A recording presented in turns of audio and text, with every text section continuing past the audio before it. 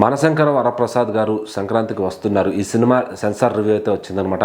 So మరి censor సభ్యులు కూడా సినిమా చూస్తున్నంతసేపు పగలబడి నవ్వుకున్నారని చెప్పి అయితే వినికిడి.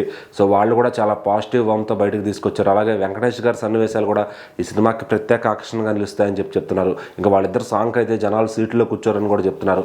సో మరి సెన్సార్ సభ్యులను అయితే విపరీతంగా ఆకట్టుకుంది. 2 గంటల 45 నిమిషాలు అయితే ఈ సినిమాని లాక్ చేశారనమాట. సో ఎక్కడా కూడా కట్స్ లేకుండా యూబైఏతో ఈ సినిమా అయితే బయటకు వచ్చింది. ఎందుకంటే ఇది సంక్రాంతికి వినోదాన్ని పంచే సినిమా కాబట్టి దీంట్లో ఎటువంటి అనిల్ రావిపూడి గారి సినిమా అంటే ఎటువంటి వల్గారిటీ ఏముండవు అనమాట. సో చక్కగా ఫ్యామిలీస్ అందరూ కూర్చొని చేసే విధంగా మంచి హాస్యాస్పదంగా సినిమా అయితే ఉంటుందన్నమాట. మరి అందులోనూ చిరంజీవి గారు అసలు ఈ మధ్యన కామెడీ సినిమాలు చేయట్లేదు అంటున్న ఫ్యాన్స్ కోసం అయితే ఖచ్చితంగా అనిల్ రావిపూడి గారి మార్క్ టైమింగ్ని అర్థం చేసుకుని సో మరి వీళ్ళిద్దరు కాంబినేషన్లో బ్లాక్ బస్టర్ చేయాలని అయితే డిసైడ్ చేయాలన్నమాట.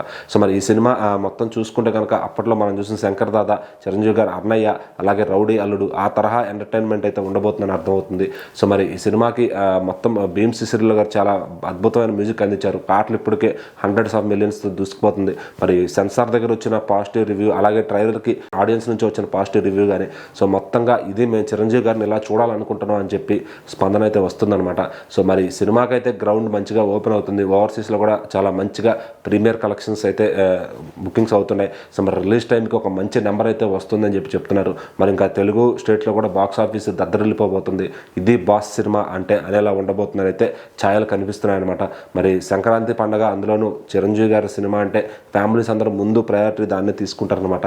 అందులో మరి అనిల్ రావిపూడి గారు కూడా ప్రతి సంక్రాంతికి ఎక్కడ ఫెయిల్ అయింది లేదు. మరి చిరంజీవి గారితో అనిల్ రావిపూడి గారు సృష్టించే బాక్స్ ఆఫీస్ విధ్వంసం ఎలా ఉంటుంది అనేది చూడాలంటే జనవరి 12 థియేటర్స్లో చూడాల్సిందే.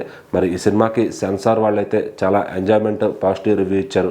మరి ఈ సినిమా ఇంకెలా ఉండబోతుంది ఏంటి, ఇంకెలాంటి కొత్త ఎలిమెంట్స్ ఈ సినిమాలోంచి బయటకు వస్తాయి. ఎందుకంటే ట్రైలర్లో ఓన్లీ ఎంటర్టైన్మెంట్ మాత్రమే చూపించారు. 1-2 ఫైట్ సీన్స్ చూపించారనమాట. మరి ఈ సినిమాలో ఎమోషనల్ పార్ట్ కూడా ఉంటుంది, అది మాత్రం దాచిపెట్టారనమాట. అదంతా సినిమా స్క్రీన్ పైన చూడాలి. మరి అనిల్ రావిపూడి గారు ఎలాంటి మ్యాజిక్ చేశారు ఏంటనేది జనవరి 12 థియేటర్స్లో చూద్దాం.